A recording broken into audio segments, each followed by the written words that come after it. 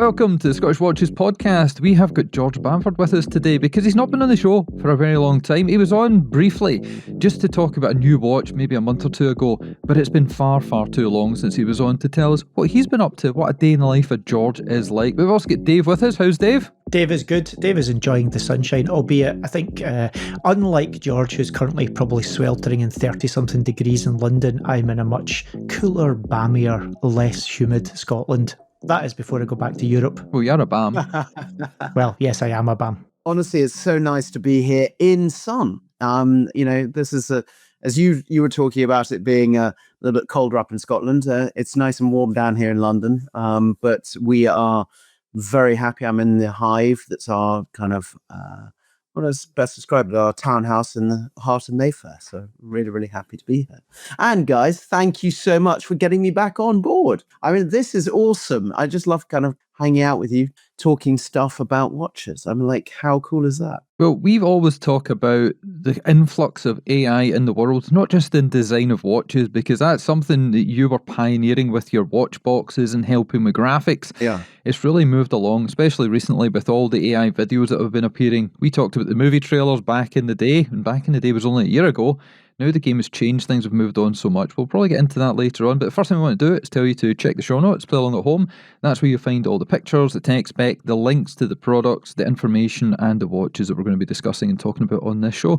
And the second thing to do is to get the wrist checks out of the way. George, you're the guest of honour today, so what have we got on the wrist? I've got the GP Deep Diver. This is the one that we did with them, and I am absolutely loving it. It actually has not left my wrist. And I just love, do you know what and I'm going to just geek out for 1 second. The reason why I love it so much is when you change the strap, everyone thinks it's an orange watch. And then when you put it on a blue strap, it looks like a blue watch. It is the most chameleon watch I've ever designed.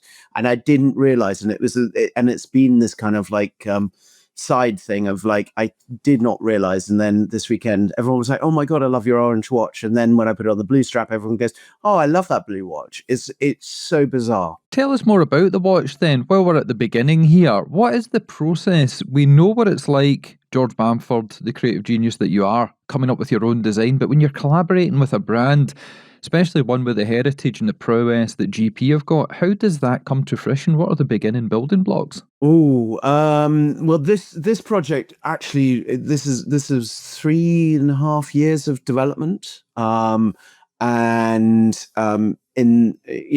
it took an amazing CEO or actually chairman, Patrick Pinot, that is awesome, to say yes, let's do it. We went into their archive, and there was 2 or 3 watches out of the Girard-Perregaux archive that you just go, oh my God, I really love that one. I love that one. And this one is one of those. I love this retro case. There's something really familiar about it, but something a little bit more bizarre. And then when we were going through the design process, it was kind of back and forth with their designers, and to give it a modern uptick, so titanium and also the development of the movement, and also the 2 crowns, that was something that was, because you need that internal rotating bezel, you need the crown to be there, because otherwise it doesn't look like the original. And then skinning down the case, and then there was also another thing, was when we were going through it, I was talking at a school, and I got them all to put up their hand, and I said, who's strap hacks here? And we had a generic, sorry, not a generic, we had a very kind of over-designed deployment, how you can change the lugs. The QR, the quick release for the strap. Yeah, there we go. I was trying to find the word, and I was like, oh my God, my brain's not working. Dyslexia day of happening. But what I would say is I was with this, and I said, who strap hacks in this? And about 90% of these kids, and they were like 18-year-olds, all said they strap hacked. So I was like, Christ, and what do you like about strap hacking? And they said, we just love a very simple pin. So we were just like, okay, Christ, okay, we have to change this. And that was like the last minute change. And, even down to the rubber strap, we were trying to get it so it wicks away water so it properly feels like a dive watch. And then packaging, I am obsessed with packaging because I think packaging should not be put into a big closet, but actually should be celebrated. So I love it when someone does really cool packaging. And this one is a swimming pool. And it is so damn cool. It's a mini swimming pool. And I've seen it on people's bookshelves already. And I'm like going, yes, it's kind of one of those things that's celebrating instead of kind of like, there's a box I've got to keep because I want to sell it. It's like, why don't you actually celebrate that you've got that watch? Like, the Omega Ultraman. I love that box. It sits in when I've got my books up. It sits on there. Not at all, but obviously that this is the second, I guess, kind of heritage re-edition, heritage reimagining what you've done with Girard-Perregaux. I think it's fair to say that you kind of put the casquette back on the modern map because that's something that was long gone, buried in the archive. But you've brought that back to life, and multiple iterations of it have been brought out since that point in time as well. Yeah, so I it's the third collaboration I've done, but it's the second one. You're right, bringing something out of the archive. And these brands have such great archives that sometimes they need an excuse to kind of go back into those archives and do something that is not core. Like this, I don't think is going to be a core, but I think heritage archive pieces could be a core. You look at the heritage department of Tag Heuer, if they produced every so often something like that, like Omega did, and still does to a degree, when they bring those heritage pieces out that basically make it not into we are dedicated to this being part of our normal lineup. We're going to go back into the heritage. I think it's really cool. And where do you stand on the whole, like obviously some brands bring out a piece from the past and they try to almost copy it so much so that you can't tell the difference. And the others try to reinterpret it a little bit. Where do you stand in this, along with... So this is a reinterpretation. This watch is a reinterpretation. It's taking the existing and just finessing each element of it. And I think that's a respect. I think you've got to respect the past to create the future. You've got to look at it and go, okay, what are the key elements? What are the things? Even down to the colorway. It was black and red. So the original colors were black and red, and I was just like, we've got to push the colors a little bit more. We've got to and so this blue and orange really came about. The black and red, we saw the dials in black and red, and it didn't come alive. It looked dull. It didn't, because the white separation of the black and red just kind of made it kind of fall down. So when we did it, I was like, Christ, we've got to try something else. I love looking at the part. I don't love exact replicas because I think to myself is it needs to have something that feels a little bit different, but still gives you that retro modern vibe. So you can be, I love it when someone wears a great vintage watch and they're on holiday and it's just like something you go, oh my God, that's cool. But then when they're even walking near a pool, your brain's going, please don't, just don't. And that's why I like this watch, is because you could just jump in, you can swim, you can do whatever you want, but it still has that part. Well, I've got a couple of questions there for you. First, with the creative mind that you've got, and you've discussed this at length in previous episodes, they will be linked in the show notes, where you've talked about university, the difficulties with learning due to dyslexia, but also the fact that opens your mind up to being creative. How do you know when to finalise? How do you know when your design, your reinterpretation, it is done and you can tick it off, or do you just keep iterating and someone has to slap you in the back of the head and say enough's enough?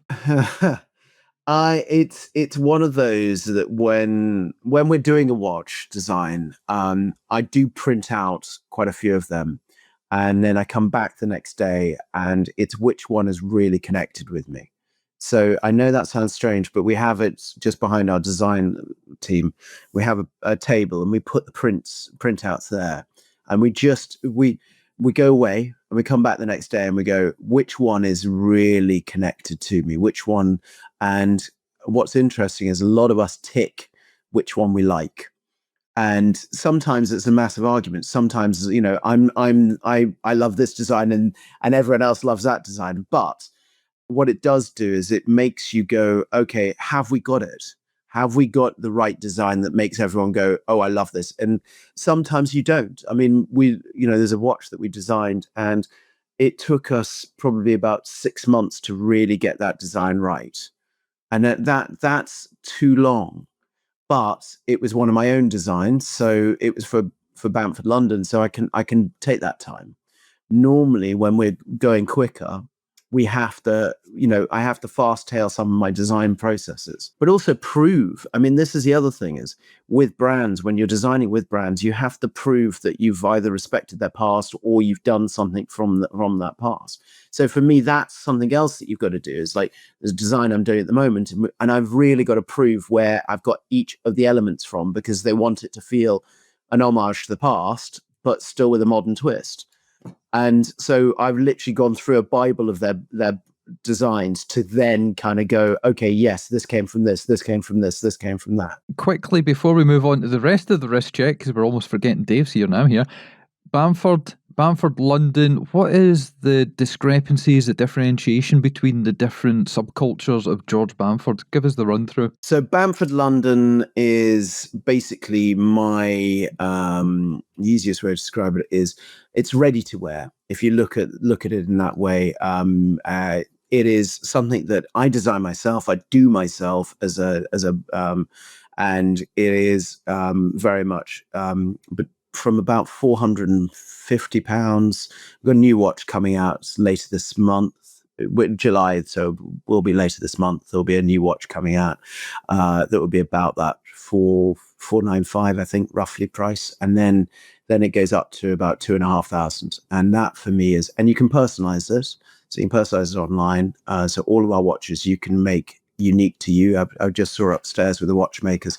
We've just done 3 watches for someone that's climbing Everest, and he wants 3 watches to commemorate him climbing Everest. So he's going to wear them up there, the 3 of them. So I'm just like, that's so damn cool that I've just kind of I just saw them and I was like, oh, this is cool. And it's one of our B347s. So it's a chronograph watch and forged carbon case with gold accents. So what I'd say to you is, it is very much, these are my designs, these are the watches that I love, and the other side to it is watches brands I respect. So Bamford Watch Department is the brands we work with are some amazing brands. I respect all of them and I love what they do, and we do personalization on that. So it is kind of 2 sides. One of them is me solely, and then the other side is very much personalization on a few core brands. Perfect. That's exactly what we wanted to know. And the next thing we want to know is what Dave's wearing. What's Dave wearing? Dave is wearing something. Well, George mentioned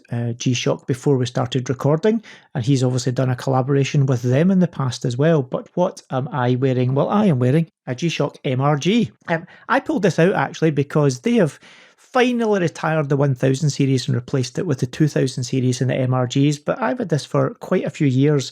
And, it's one of these weird watches that I own, which is way too expensive ultimately for a digital watch. But at the same time, the case materials they use, the finishing that they put into the watches, it's a bit of a kind of dichotomy for me because, yes, you can get the module in this in much less expensive watches, but there are also extremely high-end premium watches in the watch market that don't have as good quality case finishing and materials use as they use in this watch. So lots of really amazing titanium detailing on them, and this has got the bezel that's been hand finished with the kind of Japanese traditional hammering techniques on this as well. Again, not really my color palette generally with gold. I'm not usually a gold watch person, but kind of love this little watch. And it's got this little thing that Rolex would probably find interesting for stopping their watches getting stolen, where you can actually lock the clasp on it so that people can't steal it off your wrist. So this is a little lock that stops people being able to open it, and you have to then open the clasp. Because people definitely couldn't just flick it open. It's actually quite stiff, believe it or not. How about the watch? It's stiff as well. It's very good looking, But yes, you can see here it's got the little lock, but it's actually quite stiff to use. If you were going to see Dynamo and he was trying to do that magic trick of taking your watch off your wrist, you're like, no, he's done now. Well, yeah, unless he was well researched on the watch that he was trying to get off my wrist. Of course, if he knew he might be able to get it off. But yeah, probably give him a little bit of a moment for pause where his filming was going off piste. But yeah, that's what I'm wearing anyway. So, Ricky, what are you wearing? Well, if you're watching us on video, you already know what I'm wearing because it's big, it's bulbous, and it's bold, and it's sitting on my wrist and has been for the past few minutes. But taking it back to what you were talking about there with the G-Shock, at the beginning you said it's almost too expensive for a digital watch. And I've been giving this a lot of thought recently because we have featured some of the MTG, the MRG, we've talked about the Casquette, we've talked about various things that are digital. And we've got the Accutron coming back at a very, very high price point. It's maybe not digital, it's not quartz, but it's similar ilk. It's run by battery technology. And I've come to the conclusion in my own head, I might be right, might be wrong, but it doesn't come down to the module inside because there are many wristwatches out there that feature ETA 2824s, entry level Solitas, even some of the Studio Underdog stuff, although that is more entry level price points. But it doesn't come down to the movement and the inexpensive cost of it. It comes down to the finishing of the case, the design, the research, the materials that are used, the doming, the AR coating, everything, the handset, all these things come to be. So I'm going to throw it quickly to George before I do my wrist check. When it comes to designing watches, and you've been involved in analog, digital, all kinds of things, and you've got an interest in all kinds of things, how much do you rely on the movement as being the heart of the watch, or is it the sum of the whole parts? I would say to you is I do have the heart of the movement is very much sorry, the movement is the heart of the watch. There's certain price points that you go, oh my god, why should that be a digital watch? But actually it is. I was thinking about some of the original quartz digital Speedmaster that's now fetching a hell of a lot of money on the secondhand market. And I think that some of those watches, when you look at it, and so I'm kind of tackling first your digital thing because I kind of come down to the Hamilton Ventura Edge Dune Oh yeah, one that they the did. two colour. Sure, yeah, cool watch. Honestly, I wanted to jump across people to go and get it. I didn't because the price put me off because it was 2,500, and I was like, "Oh, is that the thing?" But then you look at what Moser's just done, and you think, actually, their new digital watch that they've done versus the other one that they've done, I think is a genius move, and I think that is a so I think if it fits the design right, then have at it and do it. And I think me being a snob, I should have brought that Hamilton because I was just like, it's one of those, why did it stop me doing it? Because of the price. It may be because it was a high price. Maybe that's the reality on it, not because it's a digital movement. Because that Moser, I would have jumped across people to get. I think it is such a clever one. I think they've done an amazing kind of thing on doing that. So that's where you talk about the heart of the watch. I think that there's some great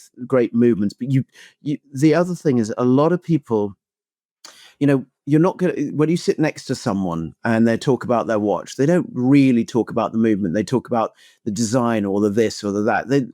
I don't see a lot of people that go, oh my God, this has got a such and such tourbillon with a blah, blah.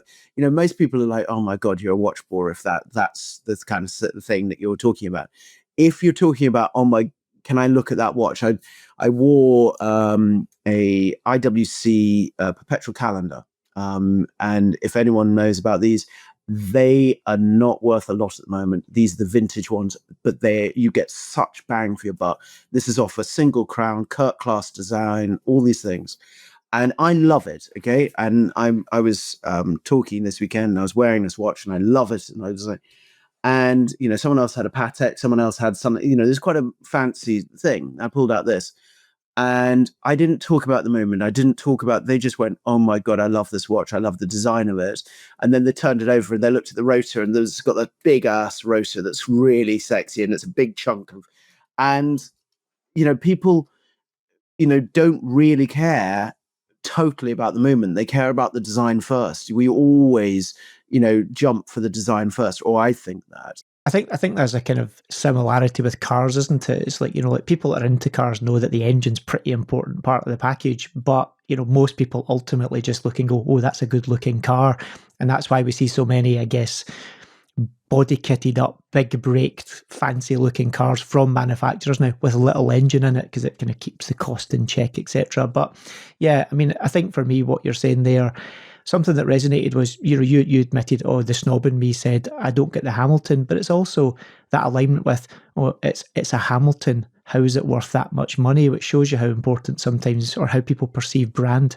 That's the annoying thing, because it is such a great, and when you see it in the flesh, you're just like, and it was just one of those things. I mean, I don't know what stopped me, where, and that's the annoying thing. So anyway, that's I'm my, going to jump in because I want to do my wrist check, 20 minutes into the show.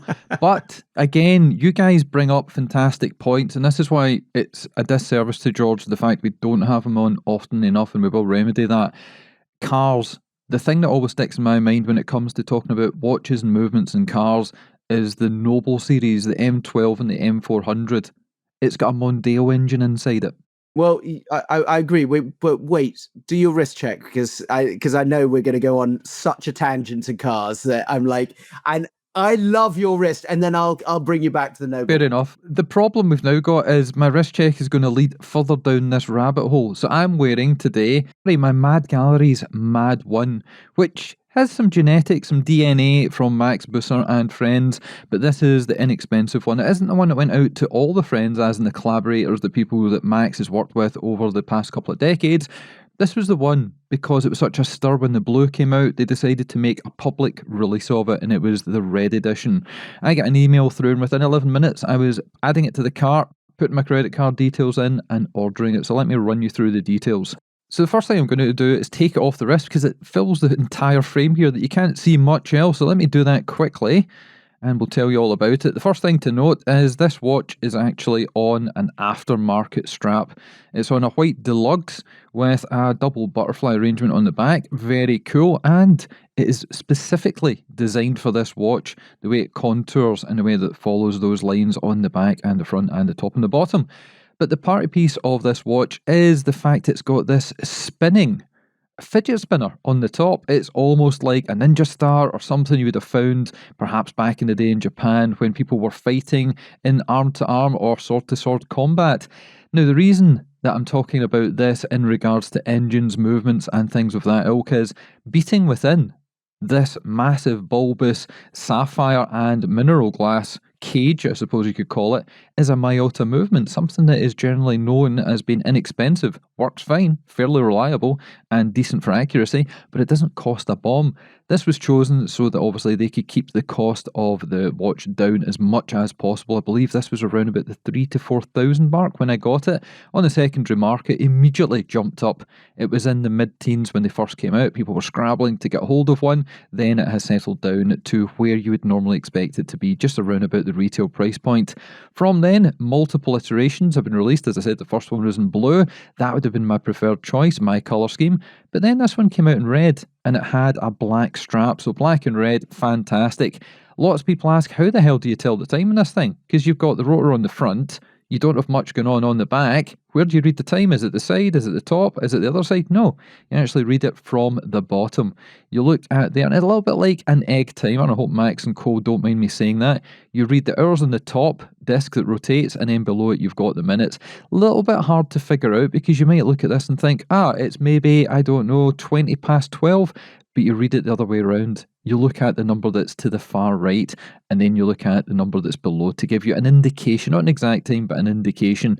And this was the watch that I actually wore on the first date that I went on with my now wife. So this is one that will remain in the collection for forever. Hopefully it doesn't have to go back for any kind of work, because I've heard it's quite difficult to separate the case from the actual metal parts and the sapphire part. But it's a fantastic watch, great design, don't wear it enough, and the lume on it, which I can't really show you just now, is incredible. The entire side lights up, and the top, the different points on those little triangular parts there light up as well. So Dave, George, what do you think of this one? I'm always a great fan of these watches. The first few editions are the ones that I kind of got me thinking, yeah, these are cool.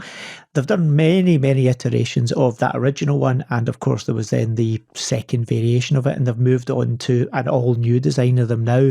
I'm in two hearts about whether they should maybe have done as many as they've done, but hey, it's proven successful for them, and it means that people get the watch. But the original blue and the red ones are the ones for me that I think, yeah, they're the ones to have.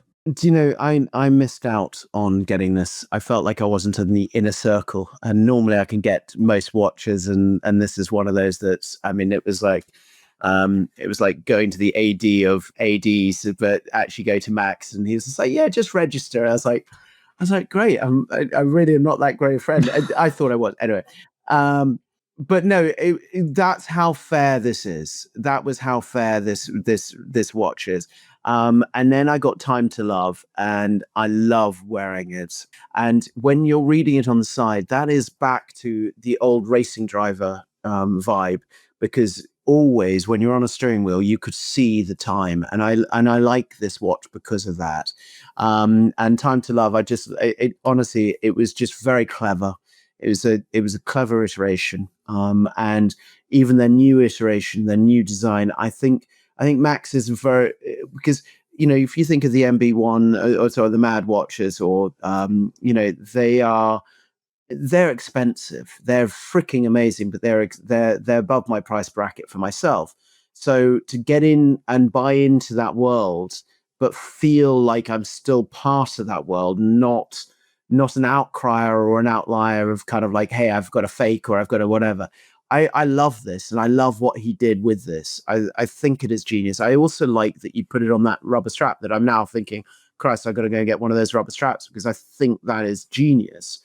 But this watch, I love wearing it. You're right. And even tonight, I'm like going, I should be putting it on. I don't wear it enough. How do you work through the problem of having a watch collection where you want to love all your children equally, but you have favourites? So some just stay in the watch box and never come out. Well, I think we can all answer this in our own way. The thing, my wife went to me one year and she said, why don't you wear a watch every day for a year? A different watch every day for a year. And it was quite an interesting thing, because you look at it and you think, okay, what have you got? And there was watches. I was like, oh, I haven't worn that for ages. I haven't worn this for ages. So during the week, I have this policy that I wear my own watches. So if it's, if I've designed it or I've worked with them, it's my policy of wearing. I have Weekend Warrior. I put a different watch on for the weekend. I wear something that's not core. I think that, a lot of people say if you don't wear it enough, then it should leave the collection. But then why did you collect it in the first place? Why was the reason why you love that watch? And there must be a reason of that discovery. And each time I've sold a watch, or someone, I've given a watch to, I've gone, and that's where I think to myself is, if you've got space to do it and if you can afford to do it, doesn't matter how much you spend. Go deep diving into Seikos, go deep diving into Hamiltons, whatever it is. Deep dive into G-Shocks. I mean, you could have a whole collection of G-Shocks. Even if you go on their website, they've even got storage units for G-Shocks. I'm like, it is so cool. So you can go deep diving into anything at any price point. My son just brought a Casio, simple Casio digital watch for £5 on Amazon, or £6 or whatever it was, cheap. And he loves it and he's rocking it. So, for me, it's about collecting, and what makes you kind of go for it. I think for me, to answer that one as well, is like, if you buy it, there must have been something about it that made you put your hand in your pocket and buy the watch in the first place. And it could even have just been the mood you were in, or where you were, or who you were with.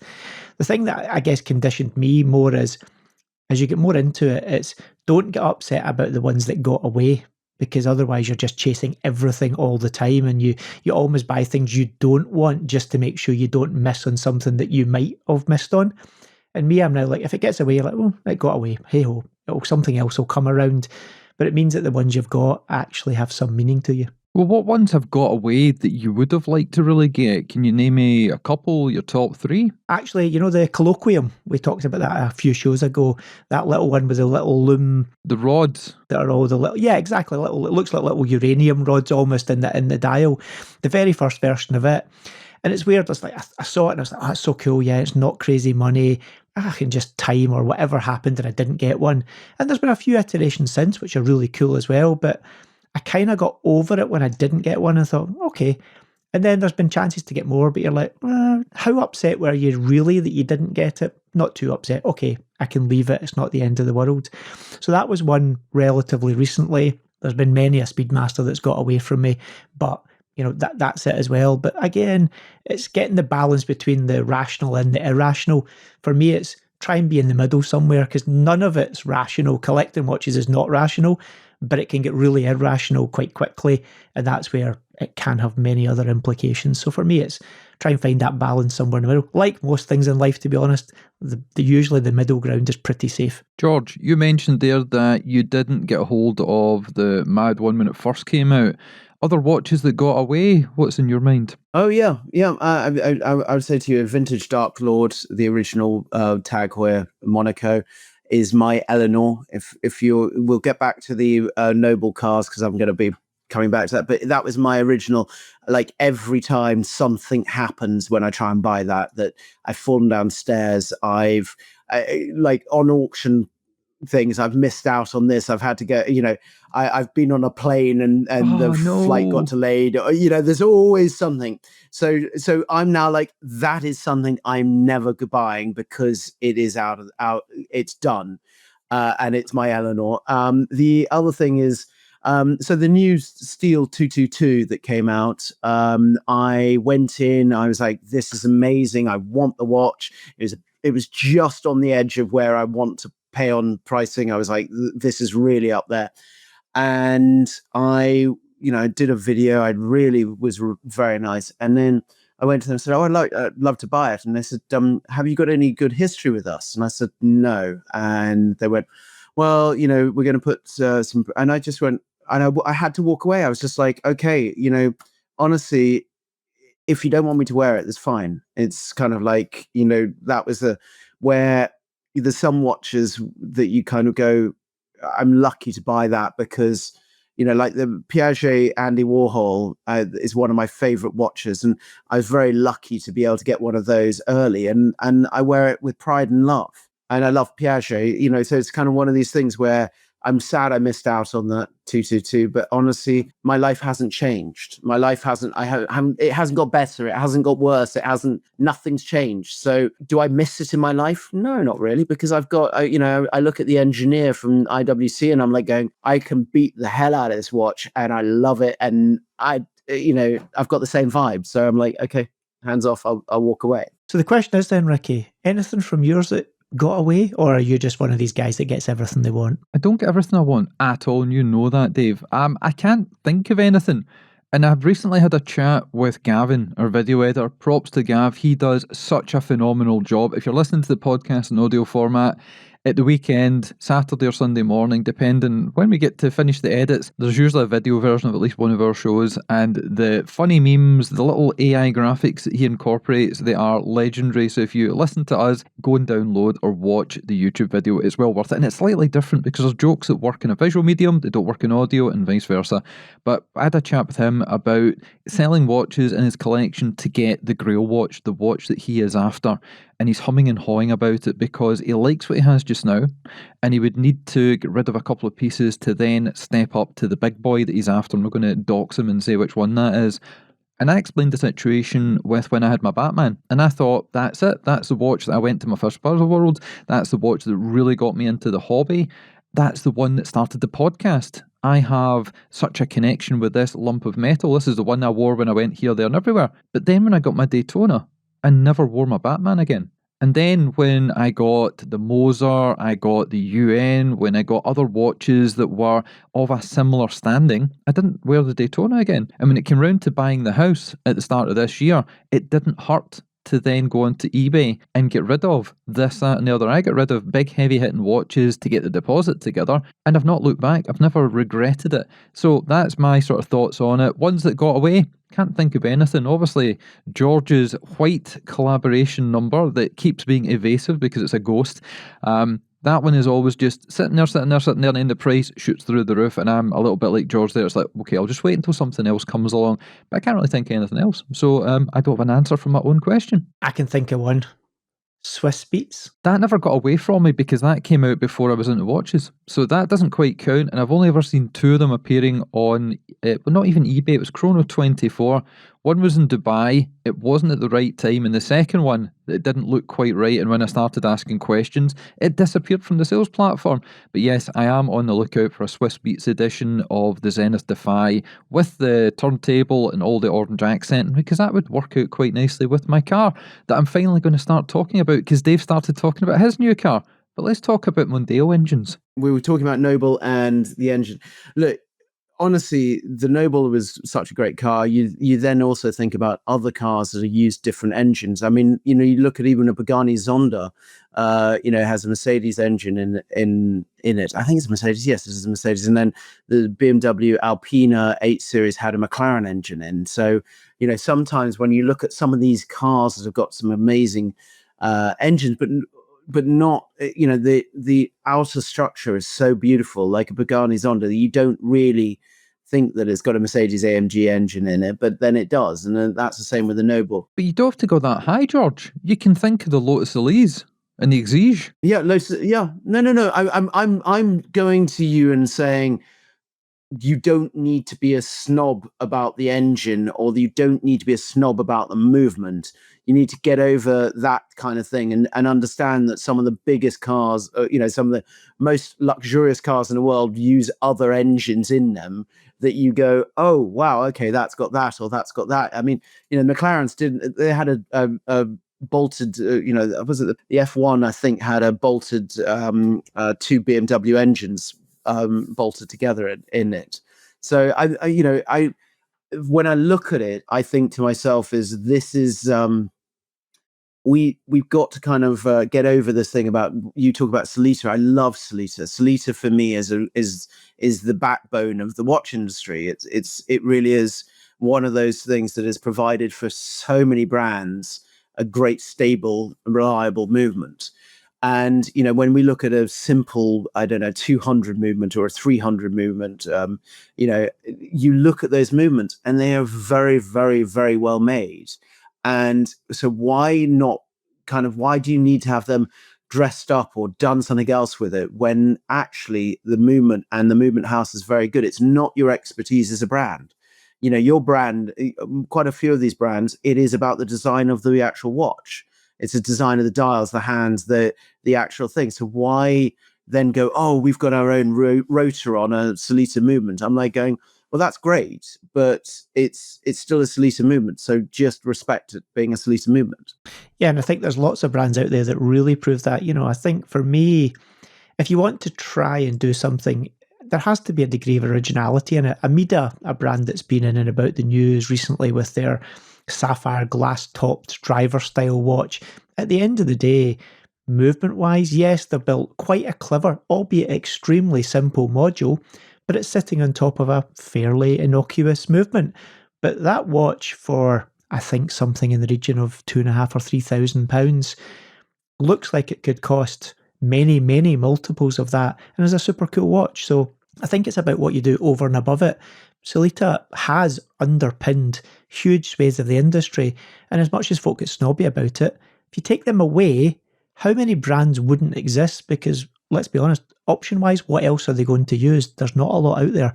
And yes, there's La Joux-Perret, but they couldn't suddenly gear up to the volume of Sellita to satisfy all of the brands that exist today. Well, let's talk about some of the different movement makers that are out there, because some people might not know that behind the scenes there are very, very far and few between guys that actually produce these movements. You've got ETA, that most people know of, La Joux-Perret, you've got Sellita, Soprod, STP. What are the other one? Oh, Raj, Dave, did they make movements? We do, but yes, that's slightly different in terms of volume and scale. But if we're talking about, effectively OEM supply volume movement manufacturers, really for the industry, ETA's out of the question now. There's a few ETAs float about in the market that have been there for a while, but the reality is, they are only supplying internally now to Swatch Group. It's pretty much a closed shop as far as any third-party brands are concerned. You've got Sellita, which is based on, legacy designs, but they have really mastered how to produce them in volume to a very high standard. You've got La Joux-Perret coming through a little bit with that G100 series. And most of the other guys, your Soprods and these folk, their volume's not what you think it is necessarily. They couldn't suddenly supply hundreds of thousands of movements if they wanted to. They're not built to that scale. So really, you've got a pretty narrow pool of people that can supply in volume, in high quality. Look, I use Salita, and the reason why I use Salita is because I think they're an amazing brand. And I think, as you said, they have the quantity there. There is a lot of brands, and a lot of brands that you don't know about using Salita. You know, when you take certain watches to bits and you're like, oh, that's a Salita movement, or that's a, you know, so sometimes brands are very secretive about it. And I'm kind of like, well, why not highlight such a great, such a great movement on the watch? Some people are going to correct. So I just had to do a little bit of searching before we did this. The McLaren F1 had two types of engines. One was the AMG engine, and then the other one was the BMW S70 engine. So, but what I would say to you is, there is such great movements out there. There is such, from two, as you said, two brands, really. The other movement houses are great, but they are very protected. They're very kind of in their own little bubble, and they have their own supply chain. If, you talked about one of them increasing their number, but if they increase their number, they would lose their quality. And that's the thing for me when I look at it is, the quality has to be there. What's amazing about Salita is we have the watchmakers upstairs, and when we get delivery of the movements, we have it's 0.0000 point defect. I mean, like literally, there is no issues with the movements. Now that for me shocks me because on a mass produced kind of movement, you kind of think there will be some kind of percentage of error, and there isn't. So that's where I look at it and go, okay, these movements are great. Well, when it comes to quartz watches, George, what movement manufacturer do you like there? So Miyota is amazing. So we use Miyota on the quartz movement, and I would love to get into Seiko for me on the quartz movement, and that would be my ideal. So if I'm looking at it, that's what I would love to move into, because I think that there is some. But Miyota is an amazing quartz. But these are the guys that's the quartz revolution happened out of Japan. So what you've got to kind of go and you've got to respect it, and you've got to go, okay, where do we get the best ones from? Makes sense. Well, let's move the conversation along past the wrist checks because we're at the end of the show and we've kind of only got a few minutes left. It's been a while since you've been on with a bit of time to talk, George, and you don't have any time left, but we're going to ask you to try and cram in what you've been up to in the last maybe 6 months to a year, what you're working on just now, and what people should stay poised for coming down the line from George & Co. Oh my God, I don't know how I can fit everything into a short period of time. We've got some amazing watches happening this year. We launched the Girard-Perregaux Deep Diver. That really was a great watch to launch. Before Christmas, we did the Snoopy that I love Snoopy. So for me, that was a great character watch.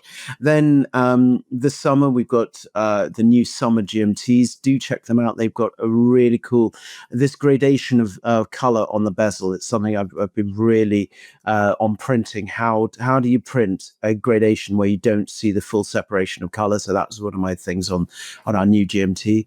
And then we've got a brand that we have never worked with. Actually, this year we've got 3 brands that we have never worked with before, and we're launching with them this year.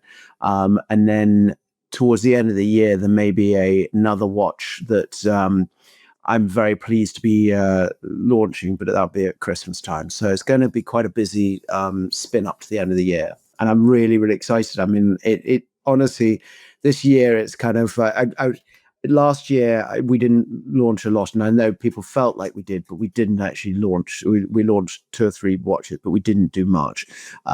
This year I've literally I was like a cat on that poster holding on for this year of kind of like some great launches. We launched our ceramic D300, that was our dive watch as well this year. So we've done quite a bit so far this year, and then the summer and running up to next year, later this year. There is something else, and I'll give a hint. Modular customization is my kind of key thing that's going to launch hopefully this year. Okay. And that's going to be within your own range of watches, I assume. Yes. So how do you divide your time up between all the different avenues you're involved with, your own designs, working with people? How do you create the separation in your mind? And how much time do you spend doing these with all the other things that's going on in life?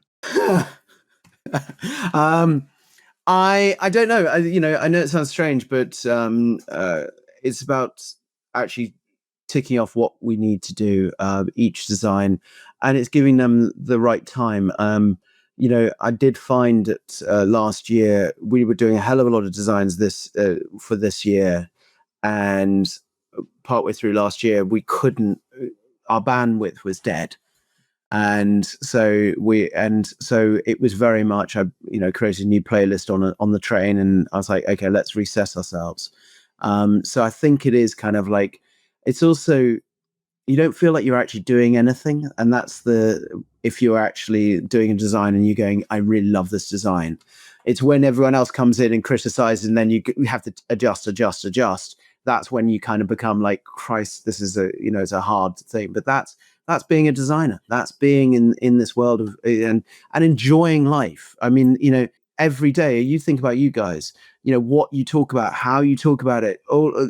It's a world that is a very cool world, and we're very lucky to be kind of, what would I say, commentators, spectators, and kind of like part of this world. I mean, we're lucky, and I said this last time, everyone is lucky that's listening to your podcast, because they're listening on some device, and they're better than part of the world that hasn't got a mobile device or some type of device to listen to this. You think about all of those things. We are lucky in what we've got. And, so that's where, and this weird and wonderful world of collecting watches. I mean, how cool is this? I mean, a watch makes us delight. We talked about things that we missed out on, but we also, you smile at the watch that you've got in your collection. Yeah. And I mean, that smiling thing, just to revisit the things you missed out on. I love it when I miss out on something, get over it, but then meet someone wearing the watch I missed out on. That's a bit. Oh, and you're like, I've got to see it. I've got to, can I see it, please? Have a look. And almost like, that bit. And, that's the wonderful thing about most folk in the watch collecting community and kind of enthusiasts, is they're quite happy to share things and have a look at this. And sometimes that's just enough. You get that little taste. Ricky said it before, that occasionally we'll get sent watches in for review. And sometimes that's enough just to satiate I want to buy a new watch. Oh, okay, I'll play with these few watches. Okay, that's settled me down a little bit. Well, before we finish up, and we are at the end of the show here, and I've just deleted something that is really chronic. So yeah, if you're on our Patreon, then you can listen to what I just said to George. But anyway, we finish up, and we're going to talk about where George can be seen. Because you're always heard, he's sometimes seen, but you can actually see the guy in real life sometimes.